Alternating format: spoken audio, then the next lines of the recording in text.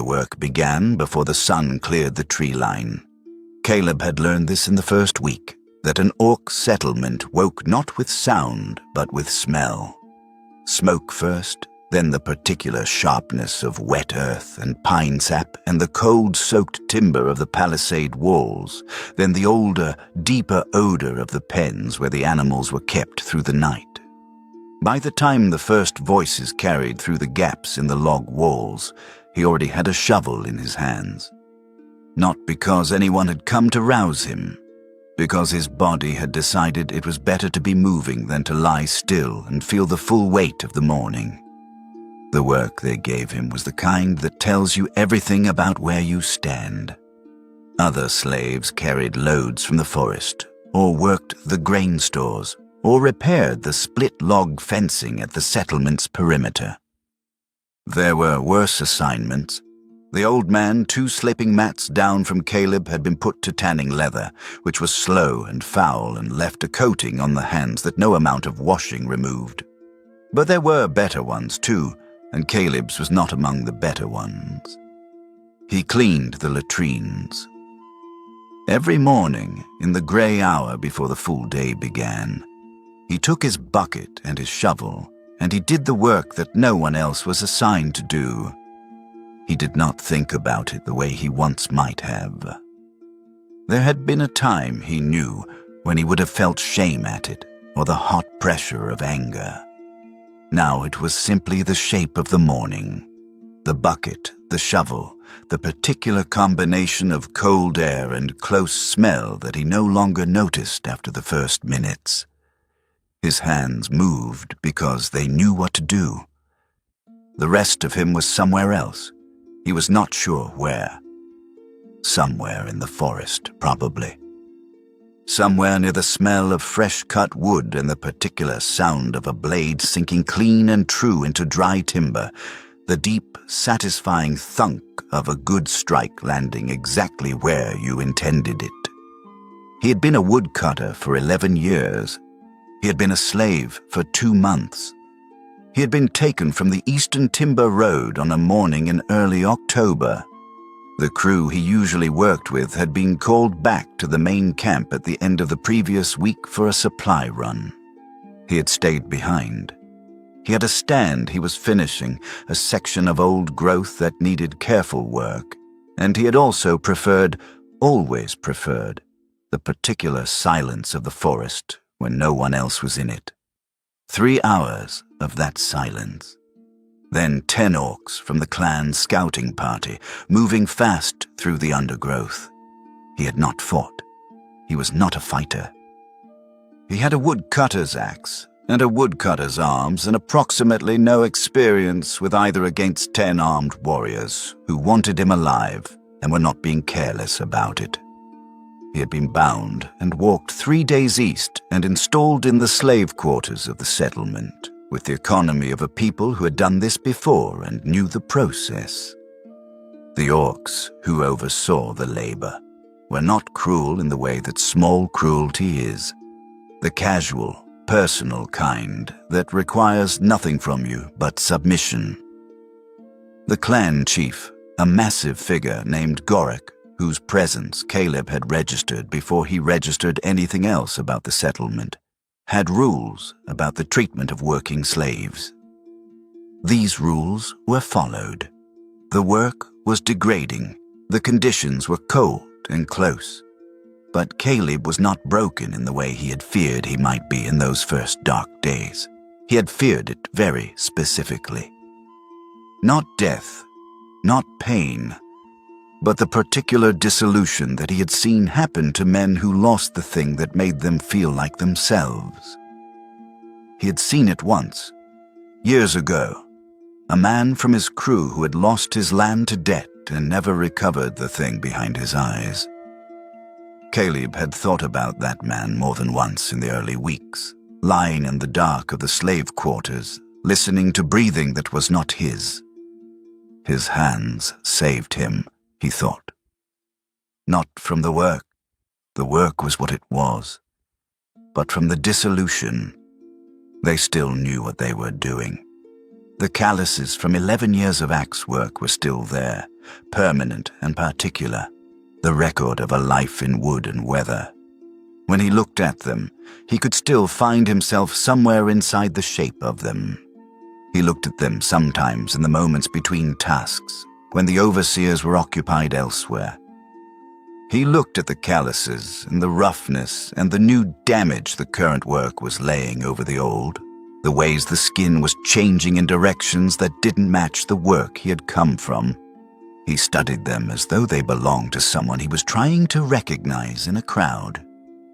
The first time he saw Morga, he was carrying a bucket across the main yard in the gray early morning, moving fast because fast meant less attention from the warriors on rotation. She came out of the chief's hall behind 2 attendants and stopped at the edge of the steps. She was tall, even by Orc standards, with the wide shoulders and deep chest of someone who had spent years in real physical work. She wore her dark hair braided back from her face in a way that was entirely functional. It kept it out of her eyes and nothing else. And she stood with a kind of stillness that is not passivity, but its opposite. The stillness of a person who has decided exactly where they are standing and why. Her skin was the gray-green of deep forest in winter.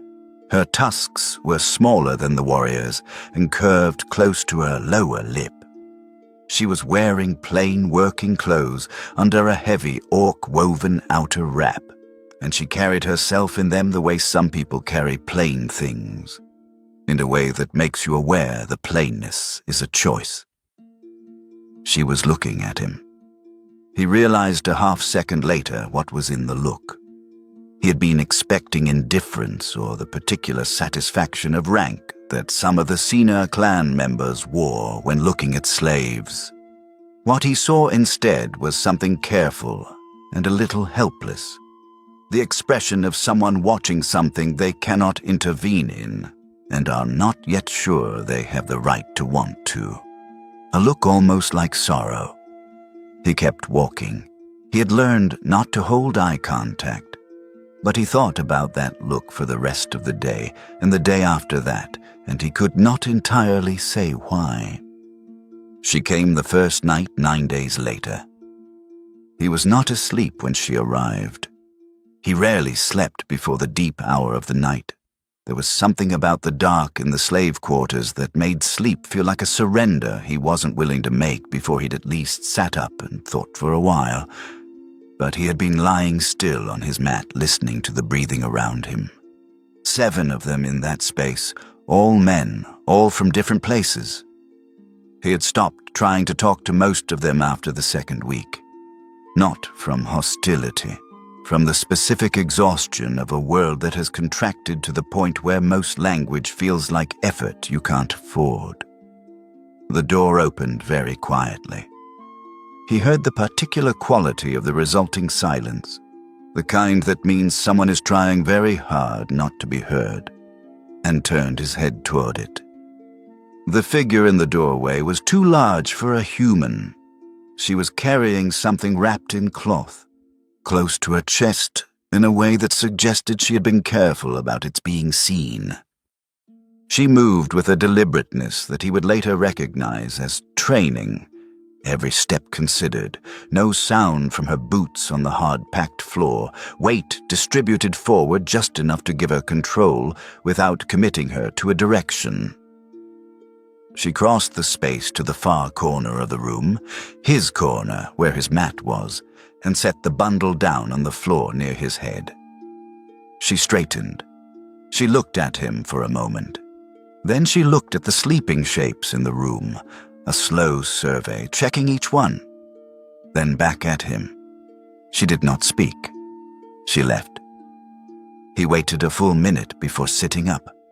The cloth was rough woven and still warm from where she'd carried it against her body. Inside it, bread, the dark, dense kind from the main hall, still faintly warm itself. A piece of dried meat. A fold of soft leather wrapped around dried berries, the small tart ones that grew on the low bushes at the tree line. He sat in the dark with it and ate slowly and tried to understand what had just happened. She came again the next night. This time she stayed. Not long. She crouched in the particular way of a person intending to leave quickly if they need to. Weight on the balls of the feet, back against the wall, nothing committed, near the door, watching him.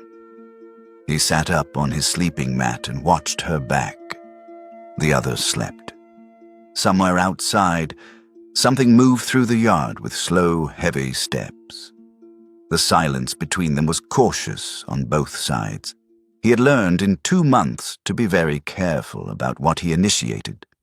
She seemed to be having a slightly different version of the same calculation. "You were a woodcutter," she said finally. Her common was accented in the way that Orc common usually was. The consonants thicker, some vowels shifted, but it was clear and practiced. "How do you know that?" he said. "Your hands," she said. "The calluses. The way you hold a tool when you think no one is watching." A pause. "Not the way a man trained for combat holds one. The way a man who has used one the same way every day for years holds one. The grip has a particular relaxation. Like the difference between someone who is performing a skill and someone who has forgotten it is a skill." He looked at his hands. "Yes," he said. "A woodcutter." "Where?" 3 days east of here. There was a timber road, a stand of old growth that had been managed for 10 years. She was quiet for a moment. "You were taken on the road?" "In the forest. The crew had gone back. I stayed to finish a section." A pause. "I preferred working alone." "How long had you done this work?" 11 years. In that forest." "You liked it?" she said. It was not a question. He considered deflecting, some impulse toward not admitting things that could be used, and then let it go. "Yes," he said. "I liked it." She sat with that. Then she rose, with the same controlled quiet, and went. She came again the night after, and the night after that. Each time she brought something. Bread, dried fruit, once a small jar of rendered fat that he understood without being told was for his hands in the cold. A practical gift, the kind from someone who notices the specific shape of a problem. The conversations grew slowly, the way ice melts, at the edges first, where there is less mass, where the exposure is greatest. Once, without particular weight, she mentioned her father, that he had been a master of the battle axe, and that she was the only one he had passed it to. He learned that she was Gorik's wife. He had suspected it from the way the attendants moved around her, from the quality of her clothing, from the particular authority she moved through the settlement with. Not power exactly, but the proximity to it. Hearing her say it was different. She said it flatly, the flat of someone reporting a fact they have stopped allowing themselves to feel, and the flatness was its own kind of information. "How long?" he asked. 6 years, she said. The silence that followed was the kind that doesn't need completion. He didn't ask the question it implied. She didn't offer more. But he lay awake long after she left that night, and the weight of it stayed with him. On the 10th night she came without food. She crouched near the door and looked at him for a long moment in the dark and said, "There is an abandoned hut, 3 hours north into the forest. A forester's shelter, empty for years." He said nothing. He waited. "I know where the trails go soft," she said. "You know how to move in a forest without leaving the signs they will look for first." "When they realize," he said. "Yes. And when they find us." "If," she said. He looked at her. In the near dark, her face was impossible to read fully, but there was something in the angle of it, the way she was holding herself very still in the way he'd noticed she did when she'd already made a decision. That answered the question he hadn't finished asking. "Tonight?" he said. "Tonight," she said. The forest at night in late autumn was the coldest thing he had encountered since his capture, and the most familiar. He moved through it without light, following instincts built over 11 years of pre-dawn starts and overcast mornings, and she moved beside him with a silence that struck him even then as unusual. She knew the trees in a way that was not just practical knowledge, but something older. She knew where the ground was soft and where it held, where the branches came low, where the nightbirds nested and would break into noise. She moved in the forest the way he moved in it, like someone who had been paying attention to it for a long time. The hut was smaller than he had expected, and in better condition than the word abandoned suggested. Someone had built it with intention. Heavy logs, jointed well, with a sound moss-packed roof and walls that had not shifted in the seasons since whoever built them. A stone hearth, a wooden floor warped in places but intact, a single high window on the north wall, and an axe hanging on the wall. He noticed it immediately. He crossed to it before he'd properly looked at anything else. Working axe, not a weapon. Longer handle than a fighting axe. Heavier head set for the leverage of sustained labor. The handle had been repaired at least twice. The repairs done carefully by someone who wanted the tool to last. The blade was good steel, neglected but not ruined. He took it down and felt the weight of it settle into his hands, and something in his chest quietly unknotted. He heard Morga come to stand behind him. "A forester's," he said. "Yes." A pause. "It can be sharpened." They sharpened it that first morning before the fire was fully established, sitting on opposite sides of the cold hearth with a whetstone she had carried in the pack. Deliberately, he understood. She had brought it deliberately. From the settlement. He worked the blade in slow circles. The old motion, the motion that predated 2 months of wrong work by more than a decade. She watched. When he let the angle drift, she said so. When he corrected it, she nodded. He became aware, over the course of that hour, that she was not watching him the way someone watches an interesting task. She was watching him the way someone watches something they are deciding what to do with. "Your father," he said, without looking up from the blade. "You said he was a master of battle-axe fighting." "Yes." "He taught you?" "Yes." "And you've taught no one else?" The silence had a specific texture. "No," she said. He looked up then. She met his eyes. "Gorik asked," he said. Something moved in her face, small and controlled. "Many times," she said. "I told him the same thing each time. That I couldn't. That it was family knowledge. That it passed through lineage and not through marriage or obligation." A pause. "He thought I was punishing him."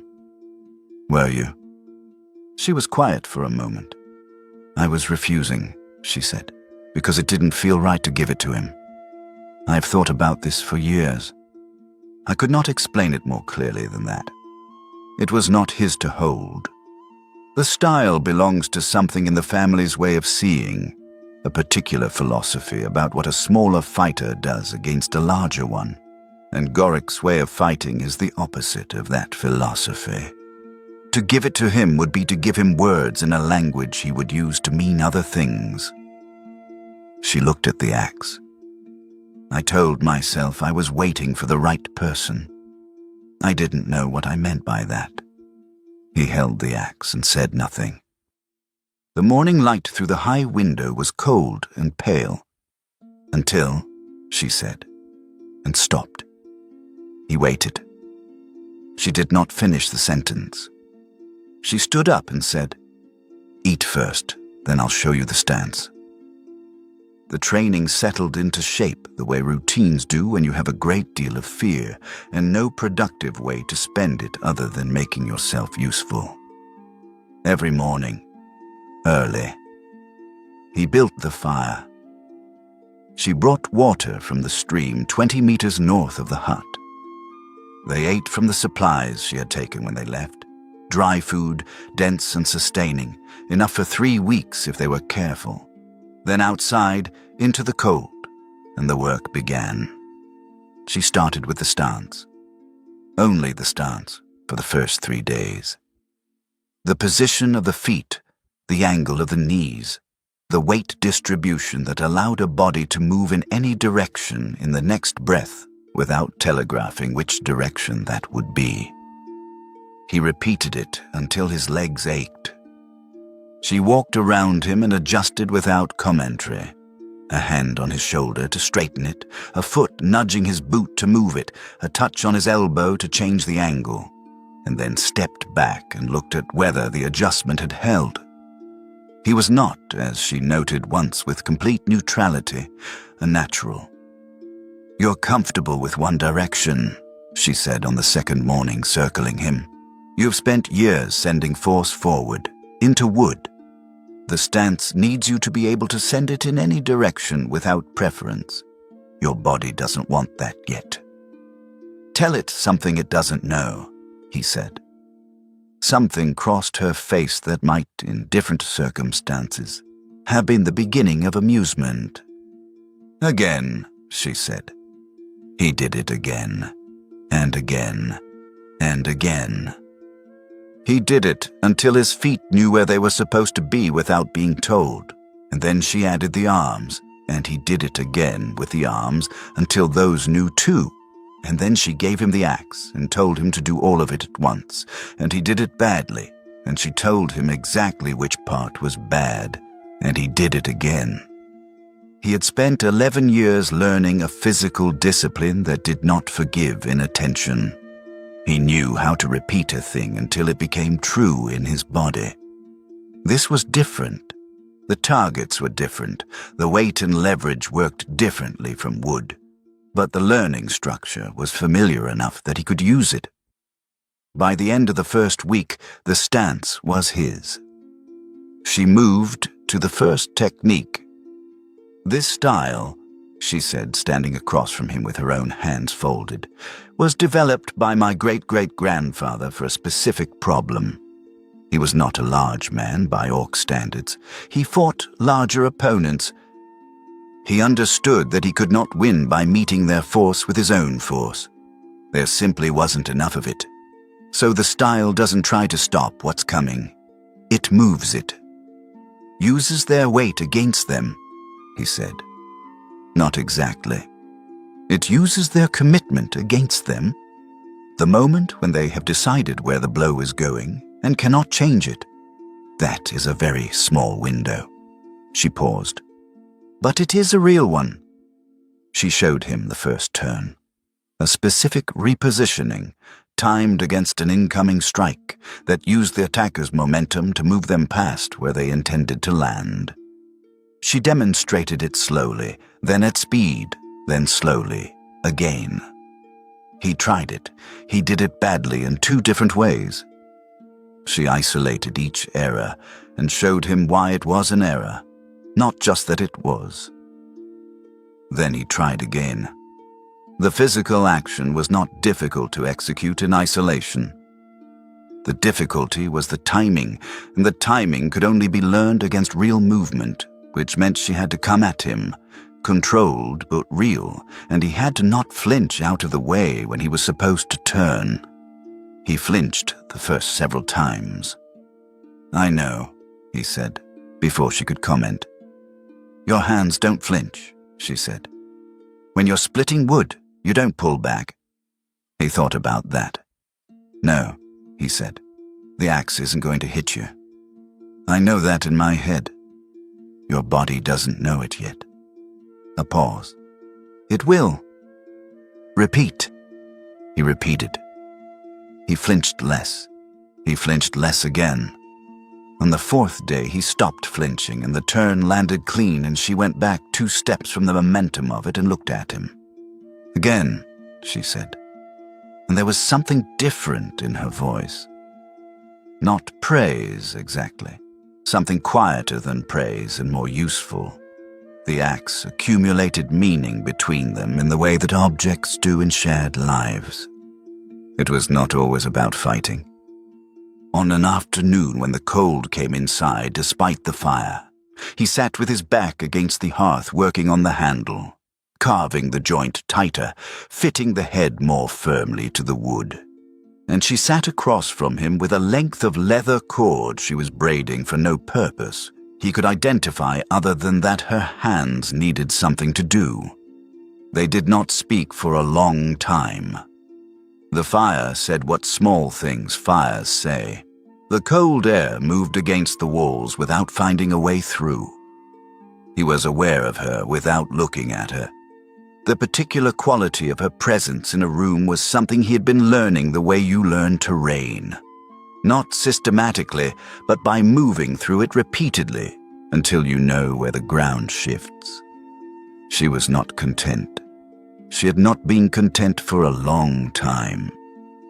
He could see this without her telling him, in the way she sometimes went very still in the middle of an ordinary moment. The stillness of a person who has gotten used to not inhabiting things fully, because full inhabitation is a kind of vulnerability she cannot afford. She wore her unhappiness the way she wore everything, without complaint, without display, with a competence that kept you from quite realizing the cost. But in the hut, she was different. Marginally. The composure was still there, but it was less armored. She moved differently in this space, he thought, with more of herself present. He noticed it and did not comment on it because commenting on it would make her aware of it, and awareness would make her careful again. On the 14th night, the fire burned low before either of them moved to add wood.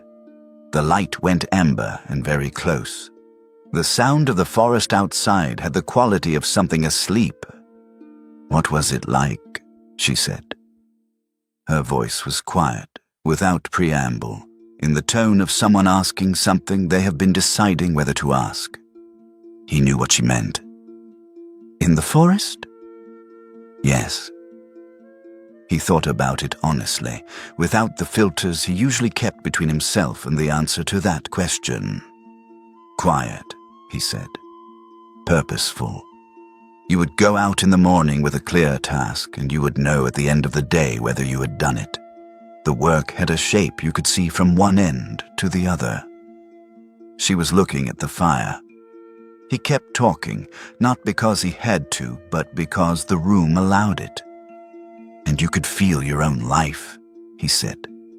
"From the first cup of the morning to the last strike of the day, you could feel all of it. It was yours. Even the parts that were hard, it was yours." She was quiet. "And now," she said. A pause. "Now it is like someone else's life happened to catch me inside it," he said. "I'm in the shape of the days, but I cannot feel their edges from the inside." She looked at the fire for a while. Then she looked at him.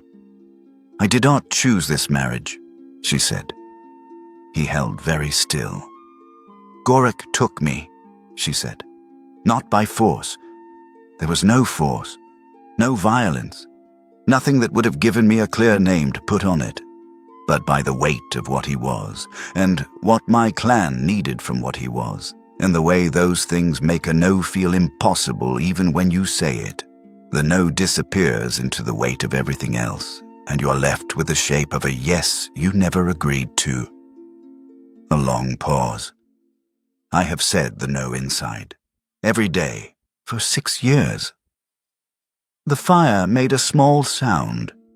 He did not say "I know" because he did not know, not the specific shape of it, and she would have heard the difference between a true "I know" and a reaching one. He said, "That is a long time to carry something alone." "Yes," she said. "It is." She looked at the fire again. He looked at his hands. The leather cord she had been braiding sat in her lap, still. He was quiet for a moment. Then, without particular weight, "I heard 2 of the warriors arguing in the hall 2 weeks after I arrived. About a dispute. One of them said the law of challenge belongs to anyone under this clan's roof, even a slave if the claim is lawful." A pause. "I remembered it." She looked at him. She did not say anything. "Your life stopped on the day they caught you," she said after a while. Not a question. He considered it carefully. "Stopped is almost right," he said. "More like muffled. I'm still moving, I'm still doing things, but I cannot feel whether they matter. Like being underwater, the shapes are there, but the weight is wrong." She nodded, very slightly, the nod of someone who recognizes something. They did not speak again that night. But neither of them moved to sleep, and they sat by the low fire for another hour in a silence that had changed quality. That was no longer the absence of something, but the presence of something. A kind of held air between two people who have said true things and are letting those things exist in the room without pushing them further. She added the second technique in the third week. Then the third.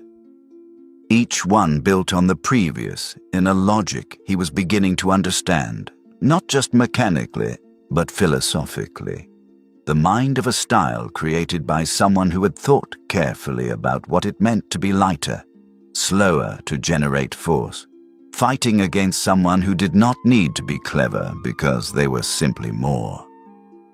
"The style is not about defense," she told him one morning, watching him work through the sequence. "People who see it for the first time think it is defensive because it steps back. It is not. Every step back is an invitation. You are inviting the opponent to commit, and then you are using that commitment. Making their strength into the mistake," he said. "Making their certainty into the mistake," she said. "Strength is not the problem. Certainty is. A man who is certain is already finished deciding. That is when you move." He thought about that. "Your father said this?" "My father said, 'An axe is honest. Whatever you give it, it gives back.' A man who commits to a direction has given the axe a direction. He cannot take it back." She tilted her head in the way she did when she was accessing something she didn't often say aloud. He was a very quiet man. He said very few things about fighting. Everything he said was something else entirely. He looked at her. "He taught you well." She was quiet for a moment. "He knew I would need it," she said. "He didn't say so. But he taught me with a completeness that I understood, later was deliberate. He was not teaching me a skill. He was giving me something to carry."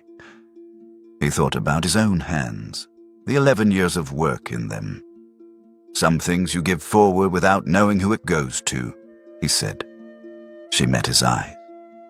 The look lasted a moment longer than the conversation required.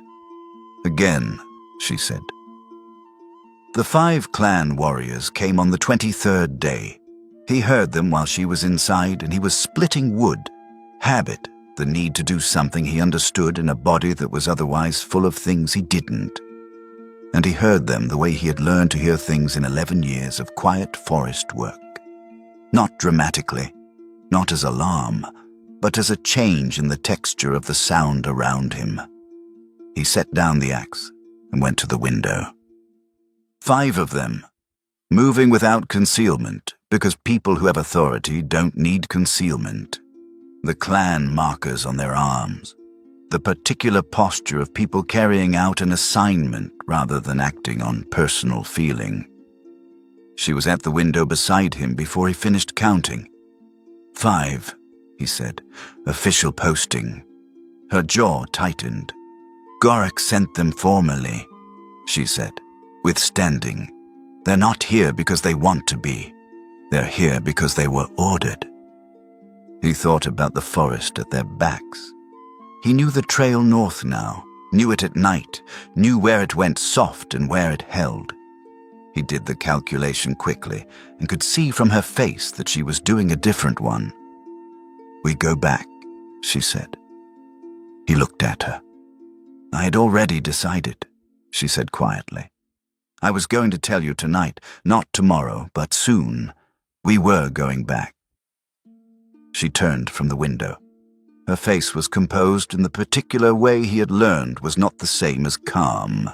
It was the composure of a decision made at cost, being carried correctly. Running from this is giving him the shape he wants. He wants to be the thing I'm afraid of. That is power. I am not giving him that power. A pause. I want to walk back and look at him. I want that to be what happened. He understood. He crossed to the wall and took down the axe. "Leave it," she said. He stood with it for a moment.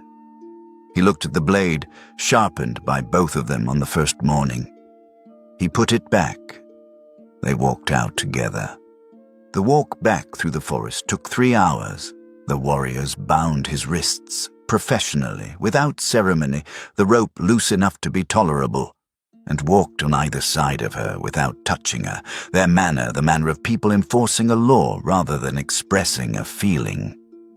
The senior warrior, a broad-shouldered orc with an old scar running through his left eyebrow, spoke to her once, briefly, in the orc language.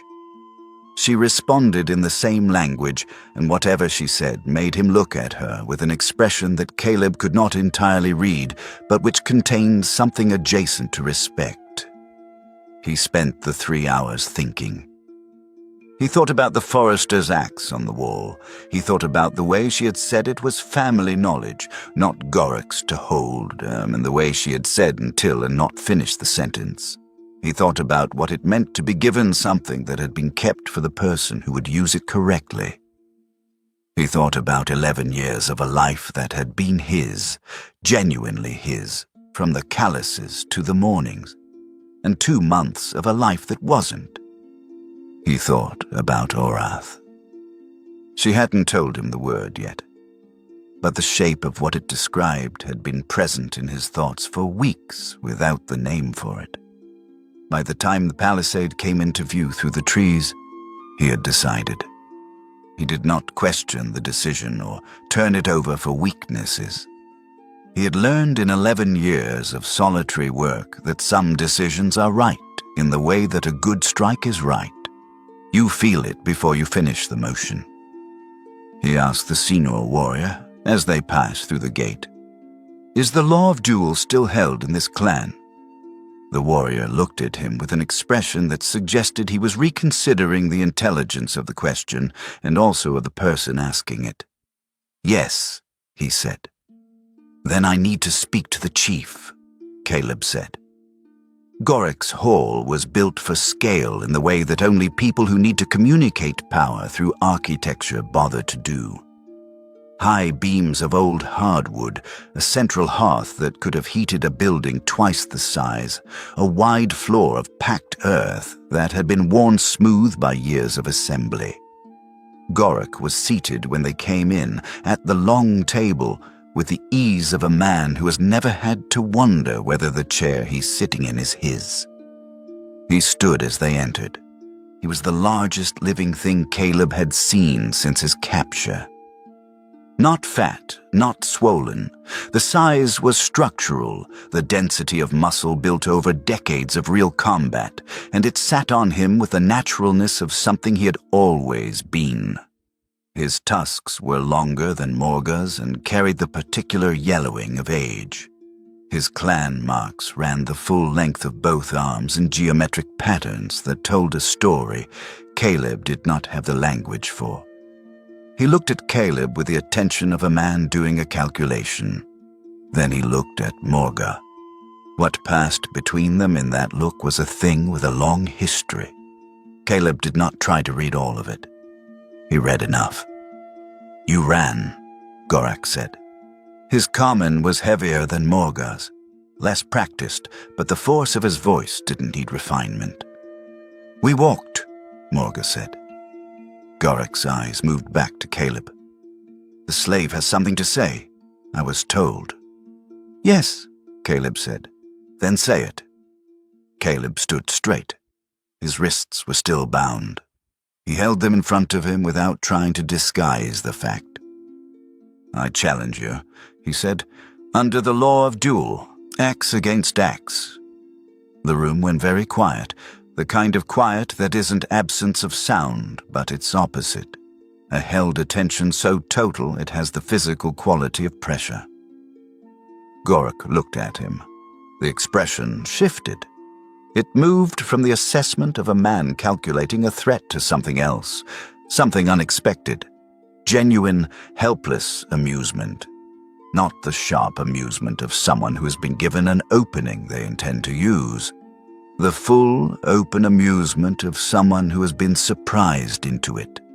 It built from a raised eyebrow to a half-smile to a sound. A real laugh, deep and rolling, the laugh of someone who has lived long enough to recognize the things that are genuinely funny. "This," Gorak said, still laughing, looking around the room to share the joke with whoever was watching, "is the funniest thing I've heard from a human being in my entire life." He shook his head. "The slave, the woodcutter, challenges me." He laughed again, shorter, and the humor in it was real, but the cold underneath was also real, and they were both present in the same space. "I accept. I would be a coward to miss it." Caleb said nothing for a moment. "And if I win?" Caleb said. "What then?" Gorak looked at him with the patient expression of someone explaining weather to a child. "That outcome cannot exist," he said. "The stake?" Gorak said. His amusement had settled into something that had an edge in it. "My freedom," Caleb said. "And hers." The temperature in the room changed. The laughter was fully gone now. What was left in Gorak's face was older and more complex, the face of a man who has been told something that goes past the practical challenge to the one beneath it. "And if you lose," Gorak said. "I don't lose things I decide to keep," Caleb said. He heard, from somewhere behind him, a very small intake of breath, controlled, almost inaudible, the sound of someone who has spent years being very careful about how much they show, hearing something that got through the care. Gorak looked at him for a long moment. His face went through something. Whatever it went through, it came out the other side decided. "Tomorrow morning," Gorak said. "Full assembly, everyone witnesses." He turned to the senior warrior. "Give the woodcutter a room. He has a standing challenge. He's treated accordingly until it's settled." He turned and walked back to his chair and sat down, and did not look at Morga again. The senior warrior cut the rope from his wrists at the door of the room. One clean motion, then he left without a word. She came to him that night. He had expected to be held in the slave quarters, but the tradition Gorak had invoked was real and apparently specific. A person with a standing dual challenge had rights until the challenge was settled, and one of those rights was a room. It was a small room off the eastern side of the hall, cold and plain, but it had a door that closed and a window, and he was alone in it, which was worth more than warmth. He was sitting with his back against the far wall when she came in. Gorak was alive. He was 30 feet away in the same building, and he knew everything, and she came anyway. She did not hesitate at the door. She made no attempt to explain herself to the warrior who had seen her in the corridor. She walked through as though she had every right to be exactly where she was going. She moved quietly out of long practice, not because stealth was required. No one had told her she could not be there, but because it was the way she moved in the dark. She sat across from him, closer than she usually sat, and looked at him for a while before speaking. "You understand what he is?" she said. "I have a rough idea," Caleb said. "He's been fighting since he was 16. He's 51 years old. He has won every formal dual challenge he's received." A pause. "There have been 7. I know I'm not going to win by being better than him in the ways he's better than me," Caleb said. "I know that." She looked at him steadily. "Then tell me what you think you're going to win by." He thought about it. By being specific, he said. By using what I know, by waiting for the moment when his certainty is more expensive than his strength. He paused. By having had 23 days with the best teacher I've ever known. She was very still. He said it plainly because it needed to be plain. You gave me something worth fighting for, not just a chance to survive, something to fight toward. That is different. I have felt the difference for weeks. She looked at him. The look was the look from the mornings in the hut when the turn had landed clean and she had forgotten to keep her face careful. Something in her face that was past the careful management of expression that had gotten out without her deciding to let it. The style, she said quietly. Gorak will recognize it when he sees it. You said that might happen. He will be furious. A pause. Not because of the fighting, because of what it means that I taught you. Her voice was very even. 6 years of asking, and I taught a slave. You taught a woodcutter, Caleb said, who happened to be a slave. Something at the corner of her mouth moved. Who happened, she said, as though testing the weight of the phrase, to be a woodcutter. They sat in silence for a moment. Outside, the settlement sounds moved through the dark. Fire, animals, the distant exchange of voices from the guard rotation. You should sleep, she said. You should too. She looked at him for one more moment. Then she rose, with the same quietness, and went. He sat in the dark for a long time thinking about the axe on the wall of the forester's hut. The handle worn smooth by 2 sets of hands. The blade sharp enough to see yourself in if you angled it right. He thought about what she had not said when she had said until. The assembly was held in the wide yard between the chief's hall and the main palisade. The full clan, which was more people than he had counted in 2 months of living among them, perhaps 200, from armored warriors at the front to elders wrapped in heavy cloth at the back, to children held up on shoulders to see. The morning was the particular clear cold of early winter, all hard sky and sharp air, and his breath made small, steady clouds. He was given an axe, a fighting axe, different from the forester's tool. Shorter handle, heavier head set for a different kind of leverage, balance point further forward. He spent 5 minutes alone with it before the ceremony opened, turning it in his hands, learning its preferences, finding where it wanted to go and where it would resist. Every axe was different. This was what 11 years had taught him before anything else. That the tool has opinions, and fighting them wastes energy you could be using. He thought about the forester's axe, the weight of it in his hands the first morning, the way she had stood over him, watching and said, again.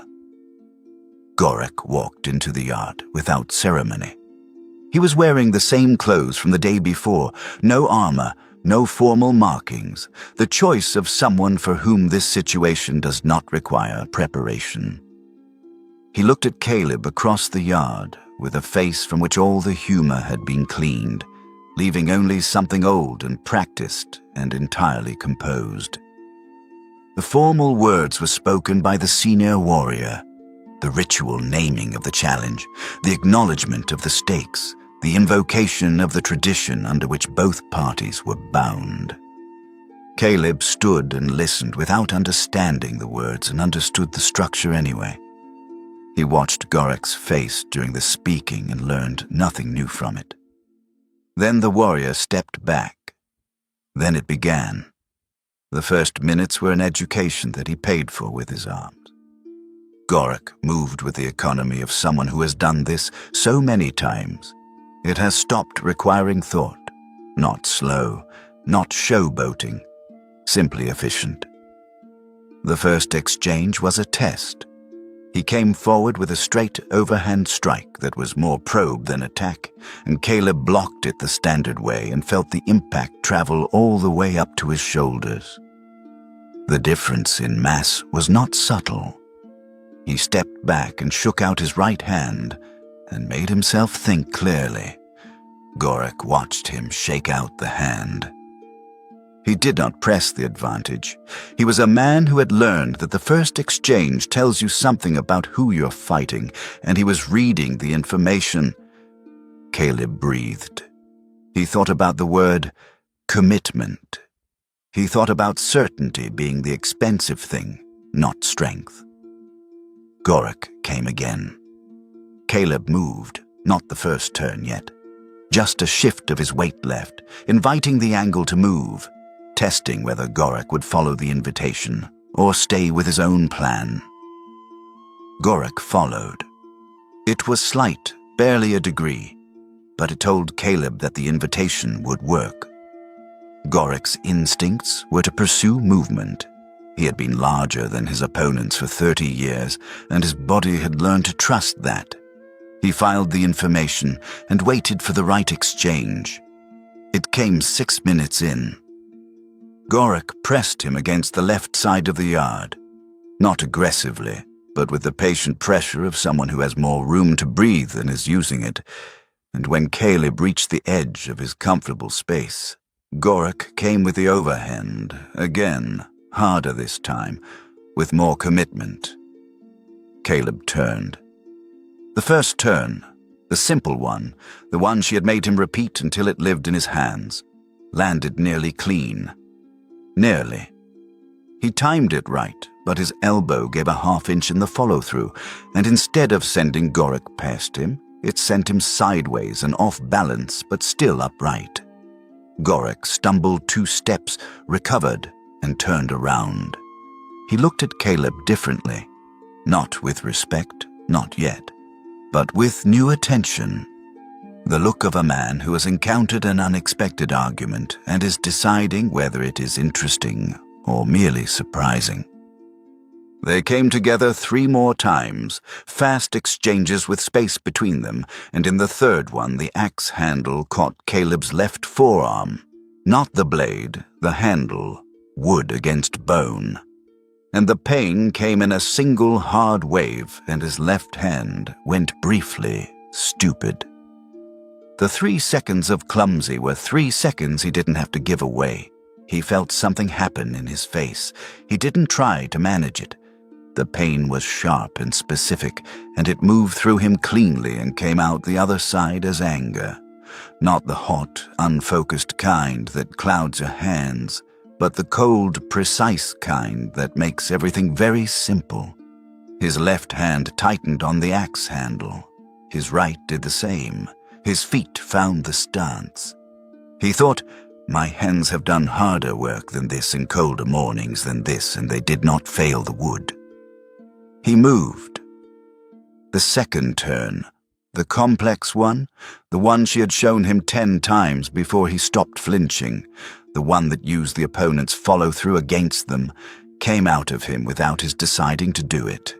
He had drilled it until it was prior to decision, until it lived below the level of thought in the part of him that had once known exactly how to fall a difficult tree without it going wrong.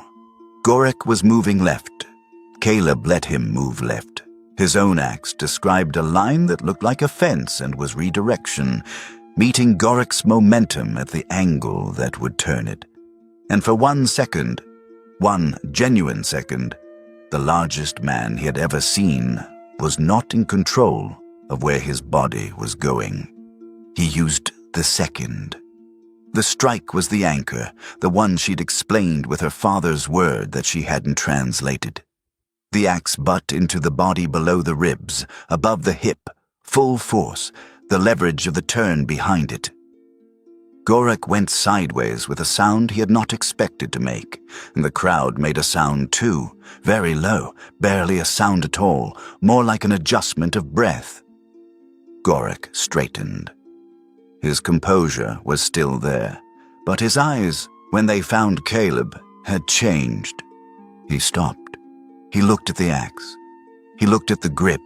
He looked at the stance and the position of the feet and the angle of the elbow, and he looked at all of it, and his face changed completely. "Where did you—" He did not finish the sentence. What came out instead was not a question. "She taught you this." The shout went across the full yard. 200 people heard it. His voice cracked at the end of it with something that was not anger and not grief, but was the sound both make when they are the same thing at the same moment. Gorek's eyes went to Morga at the edge of the crowd. Caleb did not turn. He kept his eyes on Gorek. "How many times?" The second shout was harder than the first. "Raw. How many times did I ask?" She said she couldn't, that it was family knowledge, not mine to hold. His chest was heaving, the composure was completely gone, and what was beneath it was older and far less controlled. "For 6 years, I asked." His voice dropped then, not by choice but by force, down to something that the full crowd could still hear in the silence. She said it every time. "For 6 years. A pause. She taught a slave. She taught a woodcutter," Caleb said. Something went through Gorek's face. Then he raised the axe. They came together for the last time. It lasted perhaps 2 more minutes. Gorek was wounded. The impact had found something, and furious, and fury had made him more dangerous and less careful at the same time. He came forward with force that ignored the style's invitation, came forward the way a man comes when he has stopped thinking about what he's doing and is only doing it, and for one exchange it almost worked. The raw force of it drove Caleb back 3 steps, and the axe grazed his shoulder, and the world narrowed to the X and the ground and the next movement. But a man who has stopped thinking has also stopped reading. The third turn, the one she had demonstrated with her hands and her own axe, and the particular exactness of someone showing a thing that has been in her family for generations. Gorek came and Gorek committed, and then Gorek was going in the direction Caleb gave him and could not stop. In the 4th movement of the sequence, the one after the turn, the one that takes the off-balance opponent and uses the remaining momentum to take them all the way to the ground, came out of Caleb's hands with a clarity that surprised him even in the middle of it. Gorek went down on one knee. His axe was still in his hand, but his hand was on the ground. Caleb's blade rested in his throat. The yard was absolutely silent. The cold morning held its breath. Blood ran from a cut on Gorek's temple, slow and dark, one thin line from the hairline to the jaw. His breath came in a controlled, careful rhythm, not panicked, the breath of a man maintaining dignity at the end of something. His hand on the ground was very still. He did not raise his axe. Caleb lowered his blade slowly. He stepped back. He let the weapon fall to his side. He set it on the ground in front of him, blade down. Gorek's head dropped. His hand went slack. He put one more hand on the ground and held himself there for a moment, and then the holding stopped, and he did not rise. The blood from his temple reached the ground. The blow to the body had done its work inside. His breath did not come again. He died in the yard in the cold morning in front of his full clan, and the yard was very still. The senior warrior stepped forward. He spoke into the silence in the Orc language, formal and carrying, the sentence of a ritual that was old and had been used before and knew what to do with this. Then he turned to Caleb and said, in common, with no inflection either for or against, "The law of duel holds. The clan names you." He looked for Morga. She was at the edge of the crowd, as she had been throughout, standing very still with her hands at her sides, watching him with a particular expression he had been learning for weeks. Not the composed and managed face she wore in the settlement. Not the careful self-presentation of someone who knows they are watched, but the face she had shown him in the forester's hut on cold mornings when the fire was going and the practice had been good. Present. Herself. He crossed the yard. The crowd shifted without quite parting, and then it did part, and he walked through it and stopped in front of her. His left arm was stiffening. He could feel the bruise deepening around the bone with every heartbeat. She looked at him. "You used the second turn," she said. "And the third," he said. "The second in the middle. The third at the end." "I saw the third." A pause. "It was clean. Cleaner than the first week," he said. "Considerably," she said. He looked at her. He did not have a prepared speech for this. He had not prepared a speech because to prepare a speech would have assumed an outcome he was not certain of, and he had been a woodcutter for 11 years and knew better than to assume any outcome before the tree was down. But he had been carrying a particular thing since the night in the slave quarters, when she had said until and stopped. He carried it now, in the silence between them, in the cold morning, in front of 200 people who were watching, and he didn't care. "You didn't just give me a way to survive," he said. "You gave me something worth fighting toward. I have felt the difference every morning since the second week." Her face did not move toward easy expression. She was a person for whom expression cost something, not because she was cold, but because she had been careful for a very long time. But something was different now. Something was loose in her face that had been held, and she looked at him in a way that had no management in it at all. "Orath," she said quietly. He waited. "It is a word," she said. "Old language. It means to stand in front of, to place your body between someone and what would harm them." A pause. "When you are not required to." He said the word back to her. "Orath." She looked at him steadily. "You said it wrong," she said. He said it again, differently, changing the weight of it. Something moved at the corner of her mouth. "Better," she said. The days that followed were not simple. He had not expected them to be simple. The clan's tradition was clear.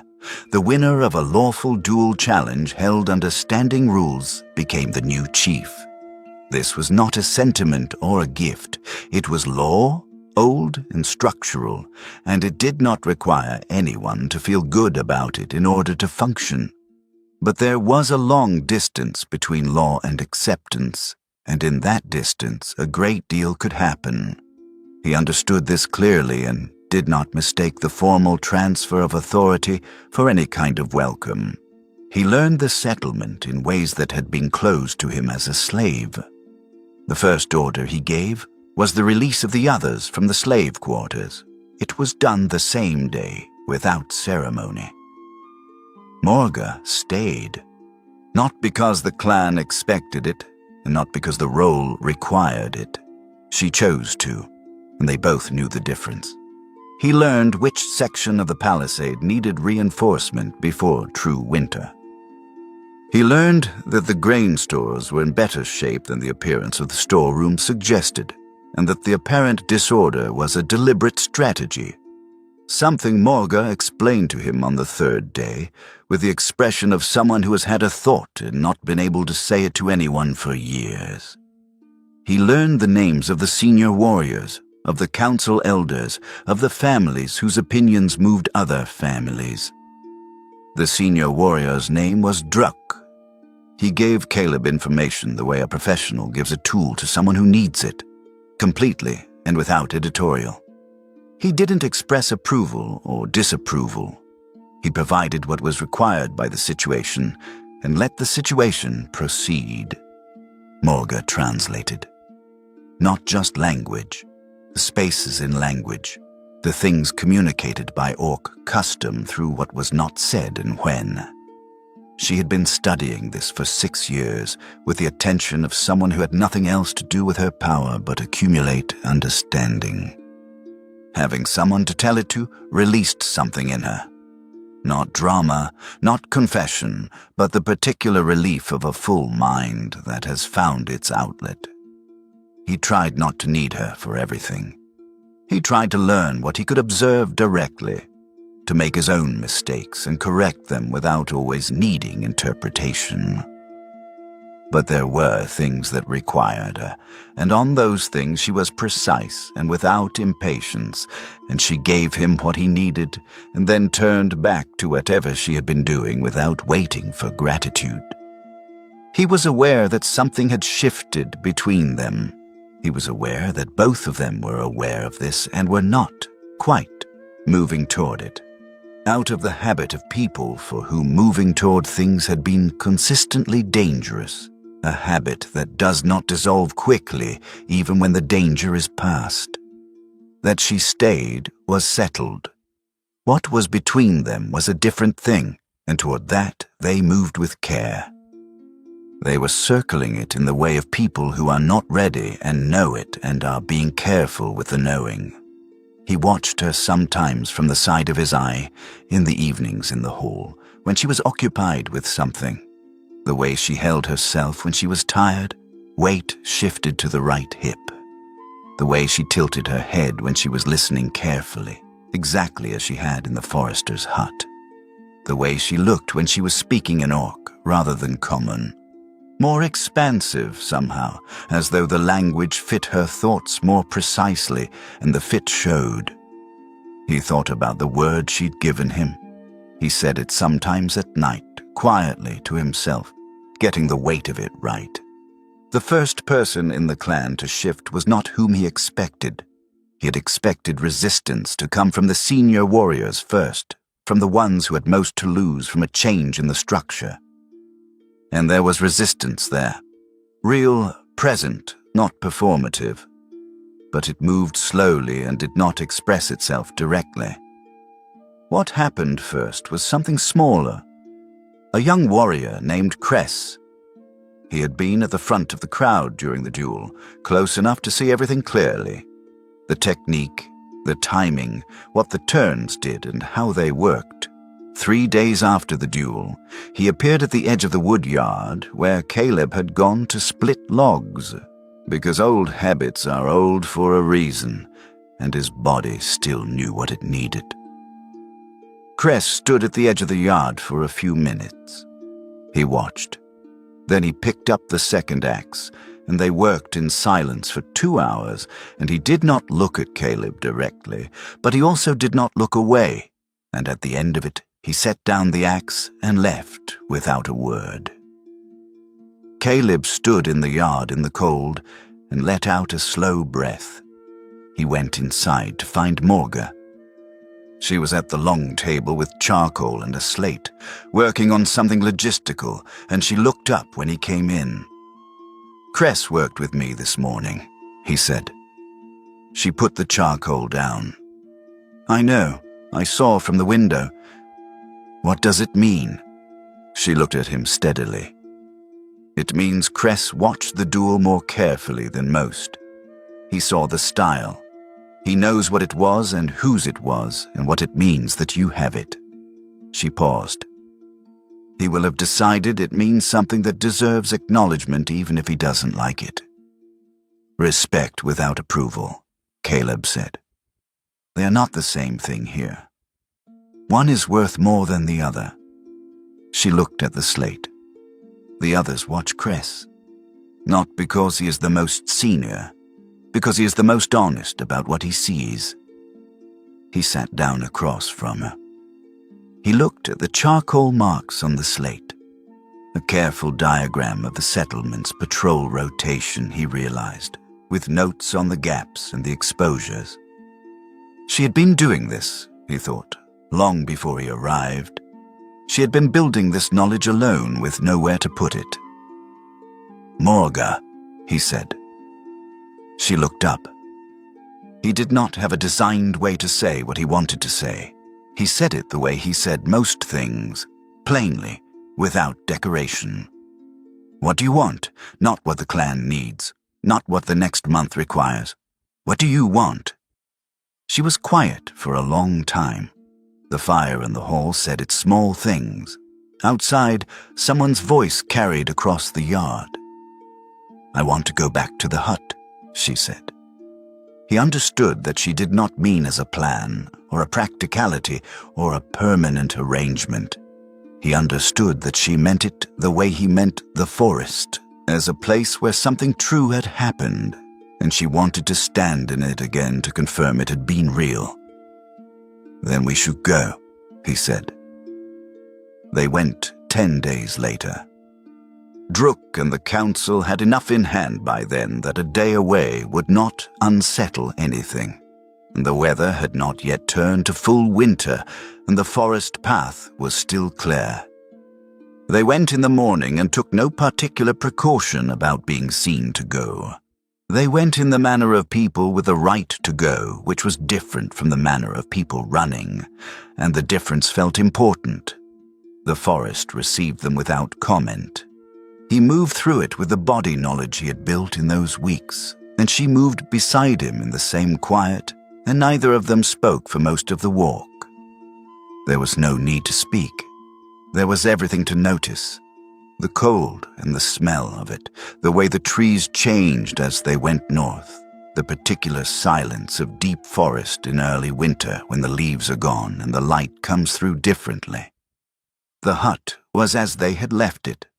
Cold with the bone-deep chill of a space that has been empty for weeks. The particular smell of stone and old ash from the hearth, the warped boards of the floor, the high north window, the wall where the axe had hung. He crossed to it first. The nails were still there, 2 of them driven into the wood at the angle that had held the axe level. He reached up and touched them with his fingers, the roughness of the iron, the cold of it. She was at the hearth, crouching, running one finger along the crack between 2 stones. The imperfect joint he had tried to fill with clay in the 2nd week. He came and crouched beside her. He looked at the crack. I never fixed that properly, he said.